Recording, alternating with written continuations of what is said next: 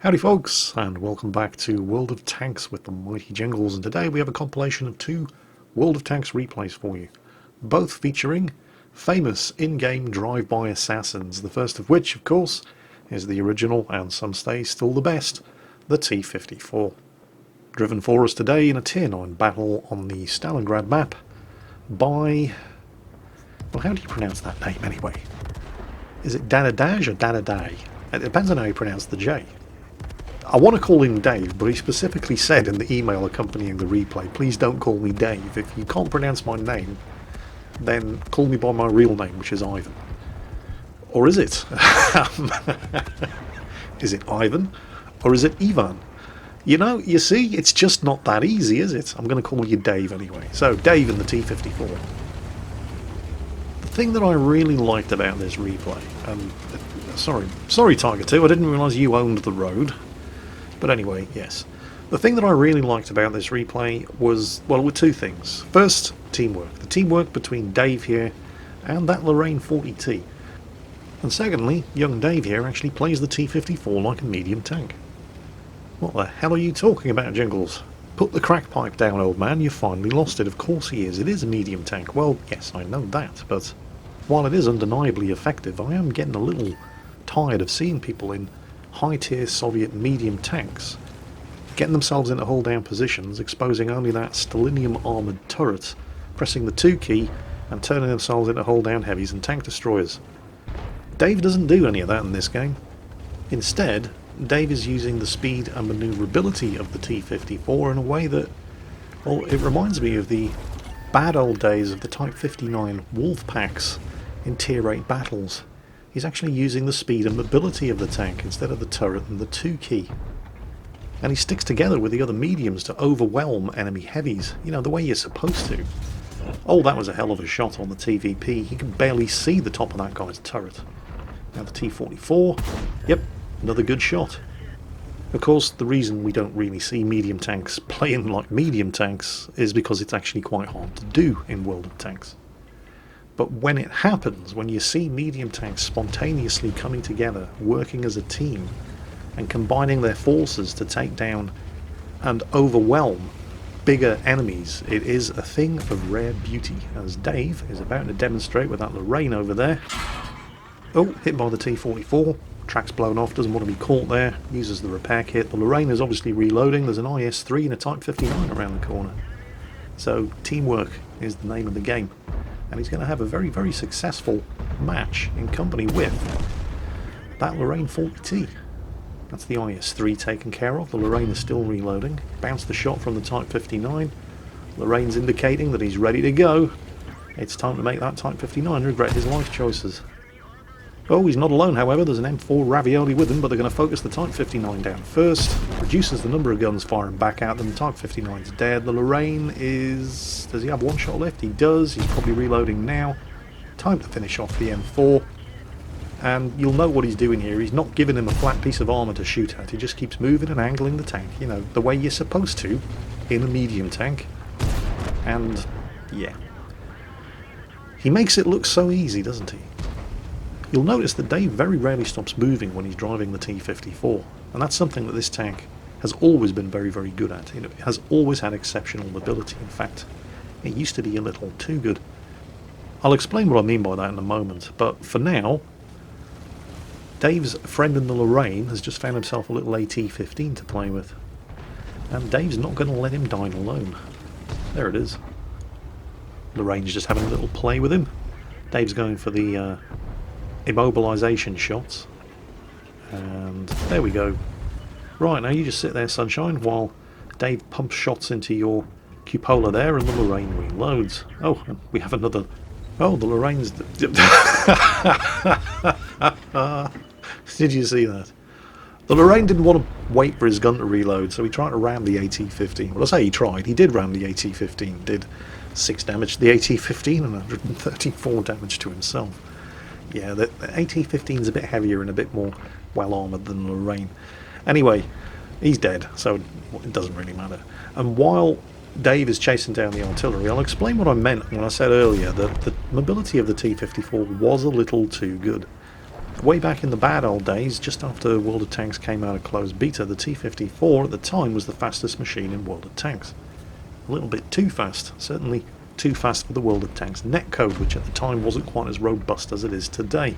And so it was not unusual on a map like Erlenberg, when you were trying to shoot an enemy T-54 that was belting around the map at full speed, to see the T-54 appear to be teleporting around the map, which made it next to impossible to hit them when they were barreling around at full speed.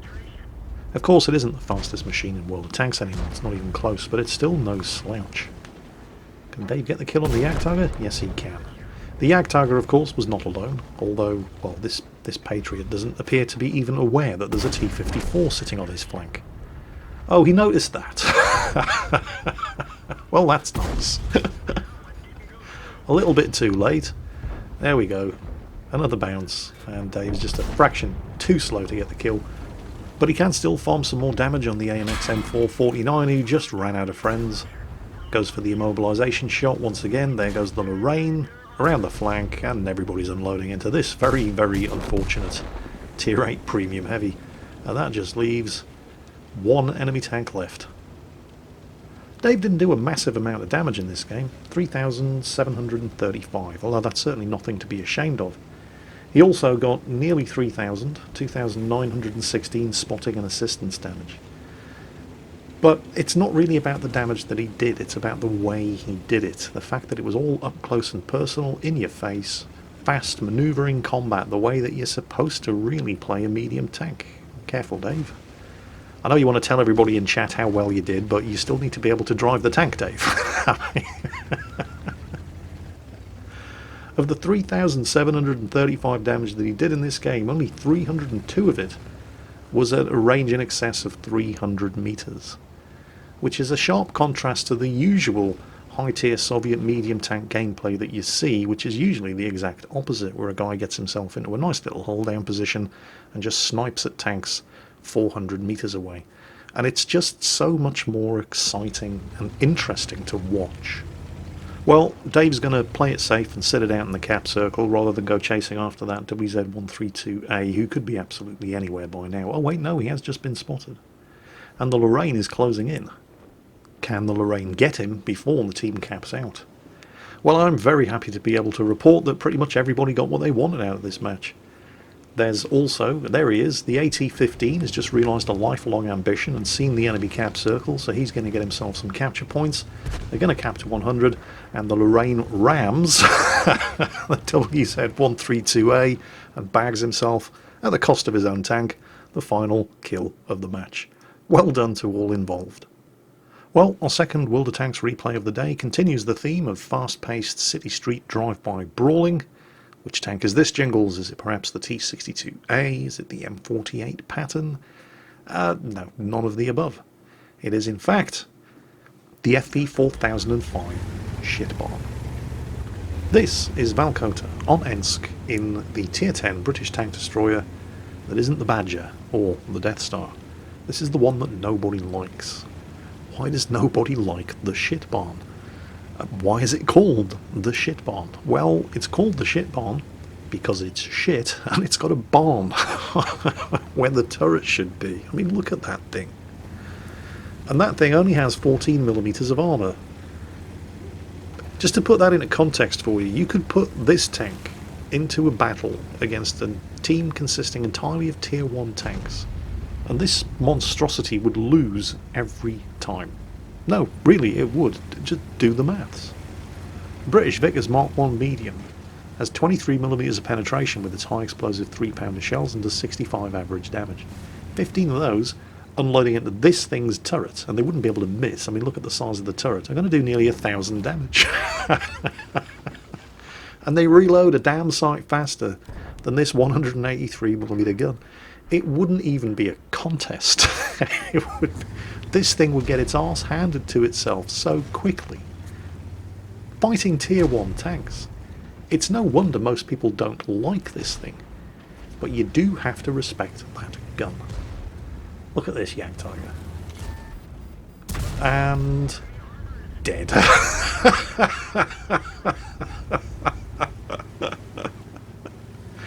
You're not going to get much in the way of witty and incisive commentary in this particular battle, by the way. It's mostly just going to be me laughing. Oh, Jaegeru, which way you going to go? I mean,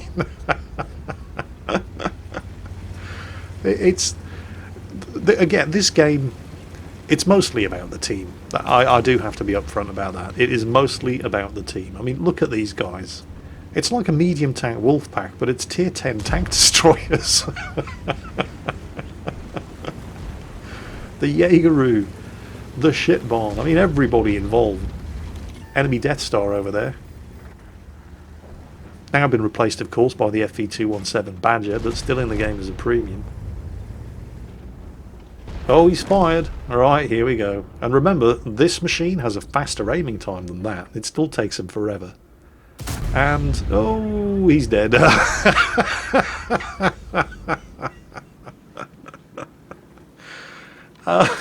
Not the most practical weapon in the world, this 183mm gun, but you know, it gets the job done.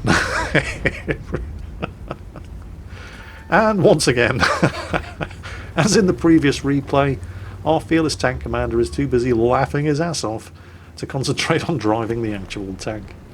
Of course, the high explosive shells fired by this thing, the high explosive squash head, the HESH if we're going to be more accurate, they do come with one distinct disadvantage.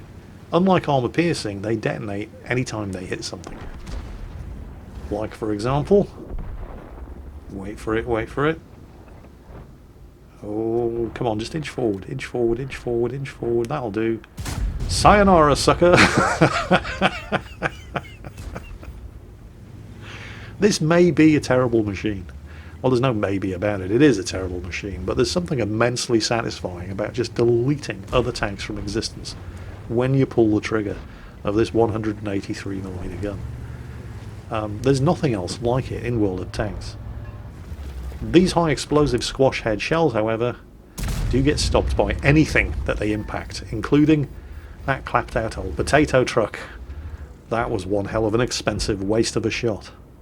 This 183mm gun has been the source of endless moments of pure comedy gold in World of Tanks. I can remember there was one occasion when Rita Gamer was live streaming World of Tanks and she was in the FV215B183, the infamous Death Star. Oh, hold on a second, this is not going to end well for that guy. He might get a shot off. He did, but yeah, well, didn't do him much good. So yes, anyway, Rita is driving the Death Star and she was on the Stalingrad map. She's driving around a corner with a gun loaded, just about to obliterate a T-57 Heavy. Oh, hang on a second, speaking of obliteration, looks like the Jaegeru's about to delete the T-95, yep, there it is. And I am anticipating a spot of surprise butt sex for the T-10 over there. But anyway, back to the story. She drives around this corner, the T-57 Heavy is right in front of her, the range is like 10 meters, she can't possibly miss. She pulls the trigger with a 183mm high explosive squash head shell, hits a concrete support post right in front of her. Shell detonates, splash damage, shaves off a couple of hundred of her own health, damages her gun, blows her own tracks off. She's now immobilised and reloading in front of a fully loaded T-57 Heavy. I laughed and laughed. There's actually a clip of it up on YouTube. If you haven't seen it, I'll put the link down below in the video description. It is absolutely hilarious. I mean, I'm in it. The webcam, I'm sitting there in the webcam crying. I'm laughing at her so much. But that's what happens with this 183mm gun and the high explosive squash head ammo. He's actually chasing down a Batchat now in this thing. I mean, the mobility isn't too bad. Whoa, that was one very, very lucky Batchat. That shot went into his tracks. That 838 damage that he took, that was splash damage. But anyway, finished off by a teammate, and that's a victory for Valkota in the shit barn on Ensk, with 8,000 damage done from 6 shots on target. That's it for today, folks. I hope you enjoyed it, and as always, take care, and I'll catch you next time.